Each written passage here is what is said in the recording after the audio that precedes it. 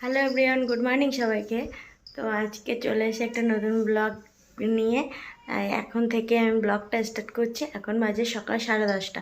তো এই 10:30 থেকেই আমি ব্লগটা স্টার্ট করছি। তো তোমরা দেখতে থাকো আজকে কিসের ভিডিও করছি। একটু হ্যাপি হ্যাপি মুডে আছি। তো চলো, কিন্তু ওয়েদারটা খুব ভালো না, তার মধ্যেও হ্যাপি আছি।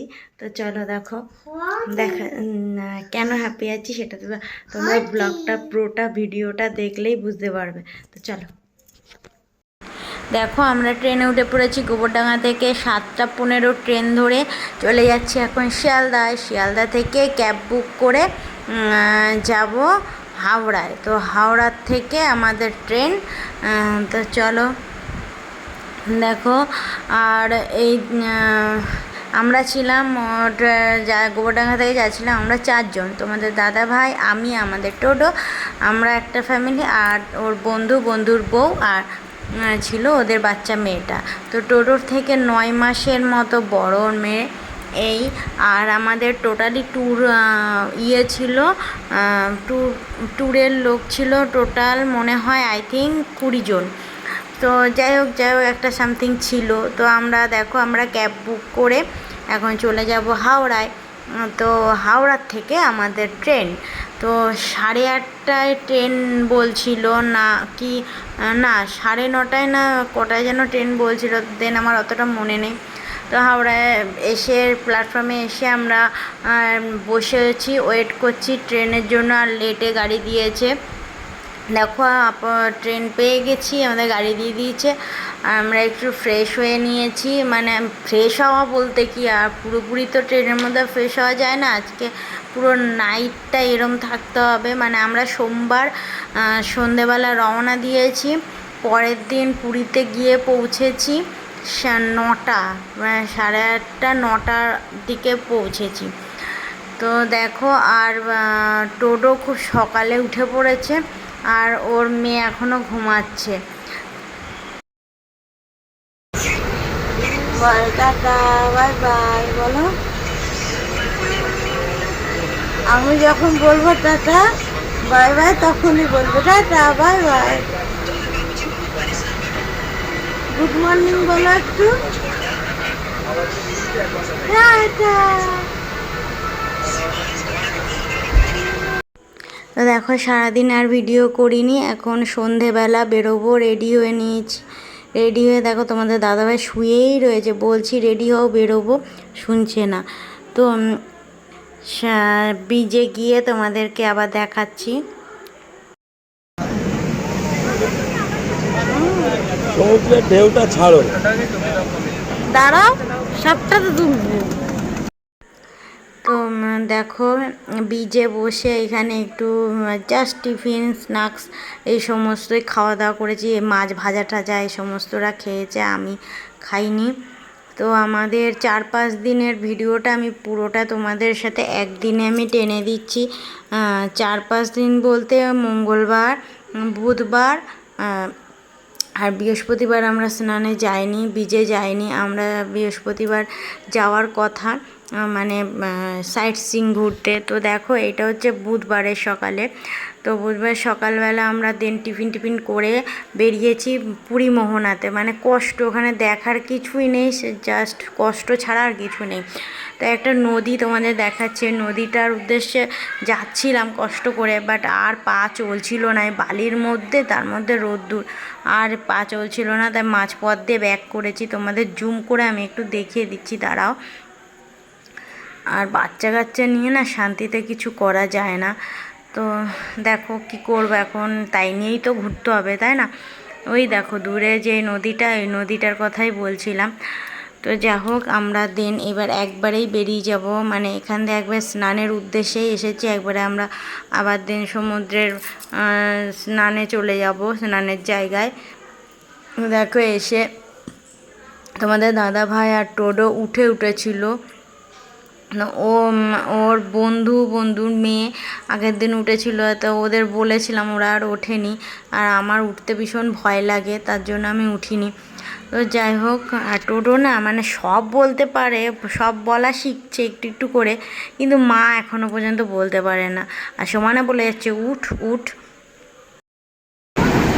এই যে!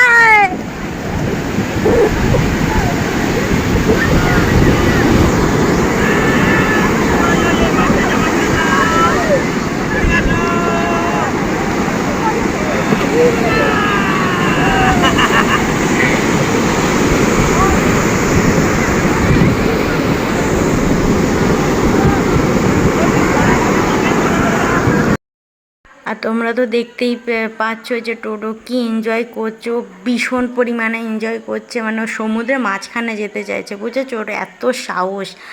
যাই হোক, সন্ধেবেলা আবার সেদিনকে সন্ধেবেলা আমরা বেরিয়েছিলাম একটু ঘুরু করতে। তো আমরা বৃহস্পতিবার দিন, এটা ছিল বুধবারের, তো বৃহস্পতিবার দিন নেক্সট দিন আমরা আর সমুদ্রে আসতে পারবো না, আমরা ভোরবেলা উঠে একবারে দেখো সকালবেলায় উঠে, বৃহস্পতিবার এটা, সকালবেলায় এই যে আমাদের বাস চলে এসছে, আমরা যাব এখন সাইট সিইং ঘুরতে, তো ঘোরাতে নিয়ে যাবে। আর এসি বাসে উঠে আমার ভীষণ অসুবিধা হচ্ছিল, মানে বমি পাচ্ছিলো, যখনই বাস দাঁড়াচ্ছে তখনই আমি মানে টাপ করে বাস থেকে নেমে পড়ছিলাম। তো যাই হোক, এভাবেই ঘুরতে হচ্ছিলো, কি করা যাবে। তো সাইট সিইং বলতে পুরী একদিনে ঘোরা সম্ভব নয়, আমরা সূর্য মন্দিরে গেছিলাম আর আদার্স কোথাও যাইনি, ওখানেই মানে সময় চলে গেছিলো, তার মধ্যে টিফিন খাওয়া দাওয়া এতেই অনেক তাল হয়ে যাচ্ছিলো। তো দেন দেখো, এটা হচ্ছে সূর্য মন্দির, যেই আকর্ষণে মেনলি আমি গেছিলাম সেই জিনিসগুলো সেরকমভাবে দেখলাম না, তো তোমাদের সাথে যেটুকু পেরেছি শেয়ার করেছি। তো দেখো, এরপর থেকে আমরা যাব, এরপরেই আমরা যাব নন্দনকানন। তো নন্দনকাননে বিশেষ কিছু দেখার কিছুই নেই, মানে মানে বড় চিড়িয়াখানা বলে ঠিকই।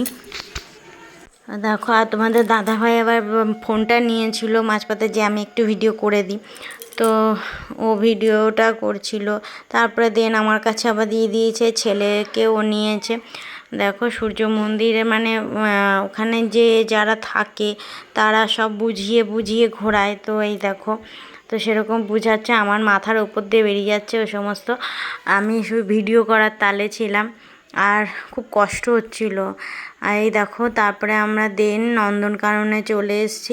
নন্দনকাননে এমন সময় আমরা পৌঁছেছি, সেই সময় প্রায় ওদের বিশ্রামের টাইম চলে এসেছিলো, তার জন্য খুব একটা ঘুরে বেড়াতে দেখতে পাইনি। তো তোমাদের শর্টকাটেই যা তাড়াতাড়ি করে ভিডিওটা দেখালাম। তো 4টে না 5টার মধ্যে যেন বন্ধ হয়ে যাওয়ার কথা, তার জন্য আমরা তাড়াতাড়ি করেই দেখে বেরিয়ে গেছিলাম।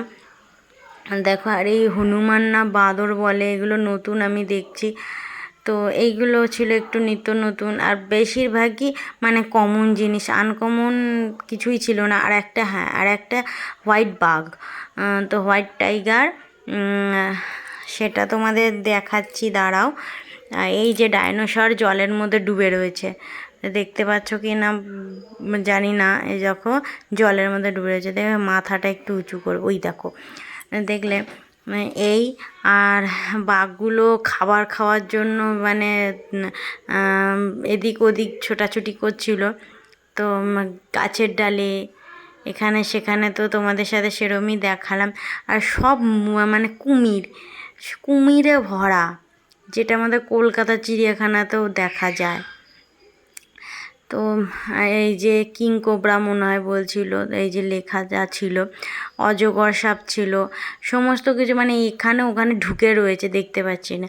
আর কুমিরগুলো দেখো এমনভাবে পড়ে রয়েছে, মানে হচ্ছে মরা কুমির, আসলে না একটুও মানে একটা আঙুল পর্যন্ত নড়ছিল না।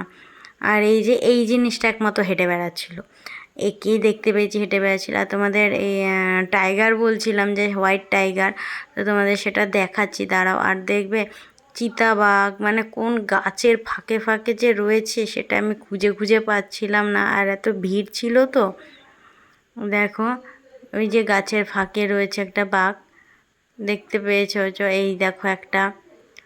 তো তো তোমাদের বলছি ভিডিওটা কেমন লাগছে, আমার ভিডিওগুলো কেমন লাগছে তোমরা অবশ্যই কমেন্ট করে জানিও। আর তোমরা কিন্তু কমেন্ট করছো না, আমার এটাই খারাপ লাগছে, কেন কমেন্ট করছো না জানি না।